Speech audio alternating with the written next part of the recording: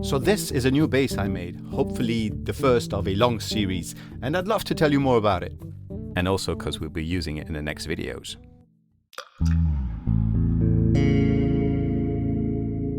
Welcome back to the thewetterbass. Some of you already know it, I am a luthier. However, my passion for sound has pushed me to start a channel on YouTube just before the pandemic where I test pedals for bass guitars. And I have been using this 32-inch scale bass since the beginning. Actually, no, I have been using this 35-inch scale bass when I was at home confined. So these designs are inspired by Fender basses, and this is my jazz bass that I have been using now for almost 30 years. I always found that the versatility of this amazing bass cannot compete with the character of a P bass, of a precision bass. So I did play and make basses with a PJ pickup configuration such as this one that I gave to my son for his 18th birthday. Yes, we have another bass player in the family. I also did play and own a Fender 5-string bass guitar, but was never quite satisfied with the way it felt. However, I do enjoy playing Music Man 5-string basses. So with this in mind, I started a journey that hopefully ends up here. Actually, this is a beginning.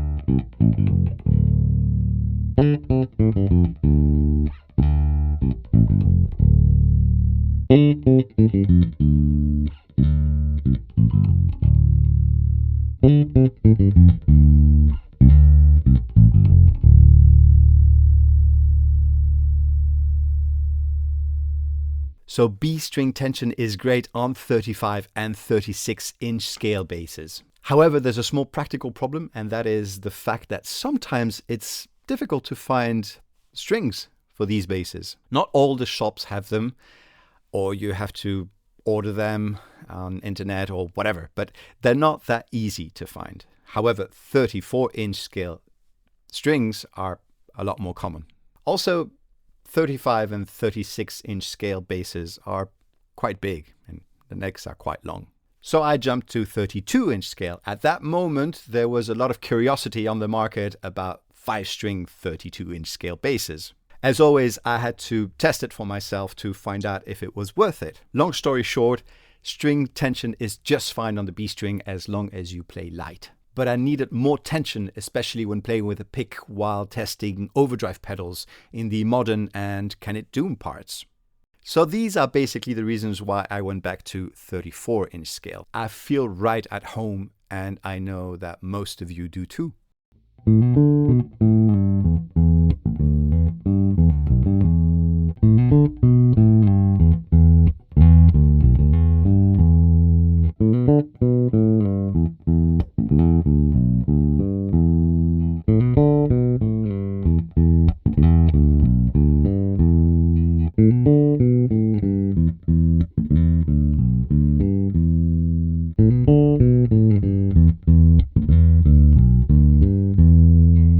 Just before we continue, I would like to point out that we are recording all the sound samples through the Lewitt LCT 440 Pure microphone. We are using a GSS Guitar Sound Systems bass cab with two 6.5-inch monitor loudspeakers and the beautiful sounding and transparent Stopko head, the ROD 500.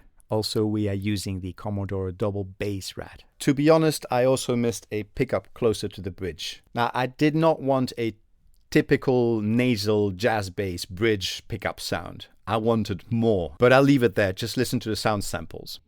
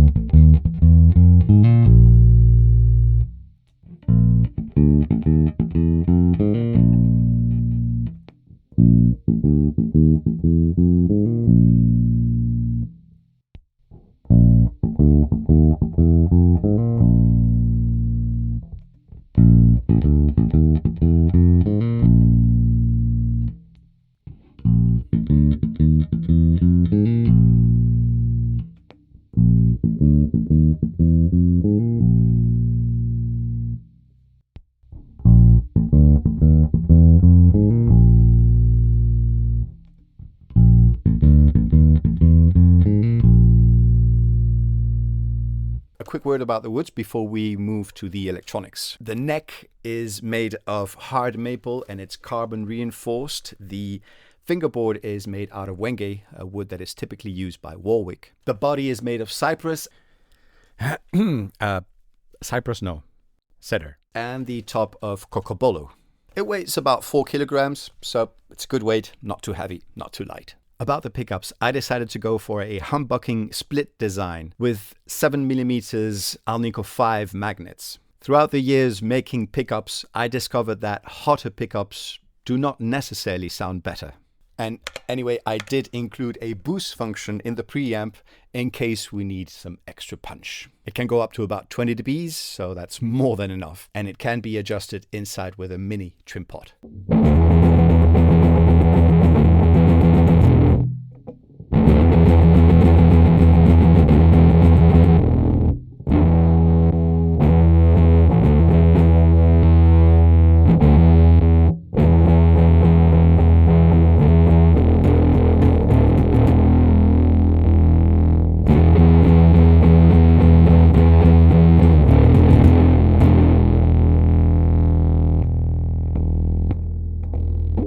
The controls on the top of the bass are the essential stuff that we need as bass players. There's a passive volume pot with the boost function. There's a passive tone pot with a low pass filter. Then we have the pickup selector. When it's up, it's the neck pickup. When it's down, it's the bridge pickup. And then in the middle, the 2 pickups. Then we have an active passive switch. When it's passive, the pickups are wired in series. And when it's active, the pickups are wired in parallel.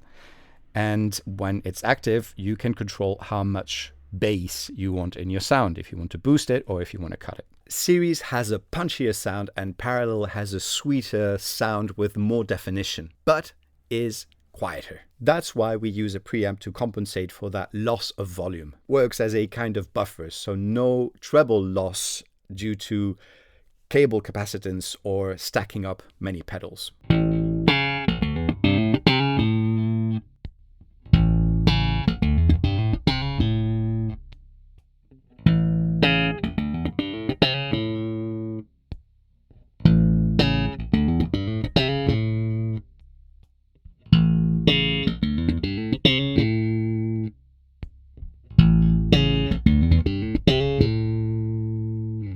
Finally, this is a 2-band preamp. Note that there's only one knob, the bass knob. So the highs are also set inside the bass with a mini trim pot. They add fairy dust to the sound, a sprinkle of light. So the only knob a bass player wants to control is the bass knob. And here it is. So when it's cut, it's lovely for chord stuff. And when you boost it, the sound really warms up a lot. There's a lot of sub. So you have to pay attention to that.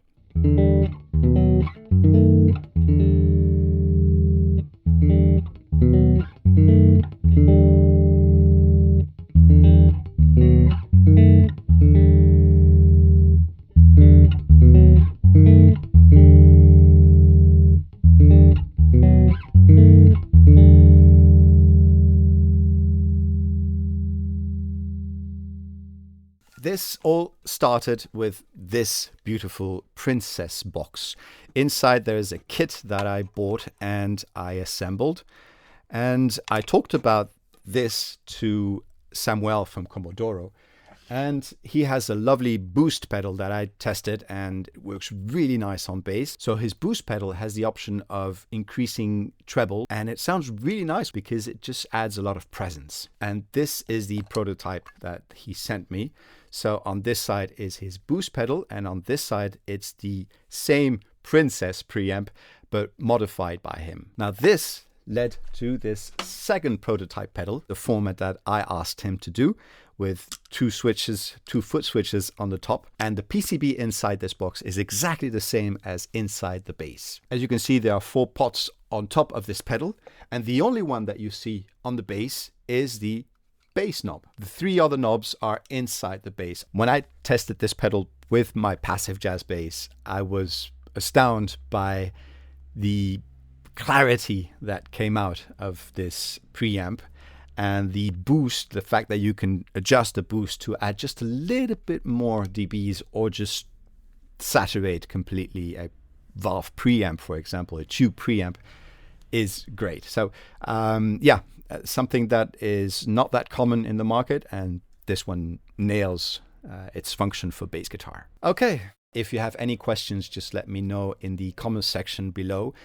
Or you can send me an email or even contact me on Instagram. I'll be very happy to answer all your questions. So let me know. I'll see you soon. Bye-bye with this bass on other videos. We have an overdrive video coming up. See you next week. Bye-bye.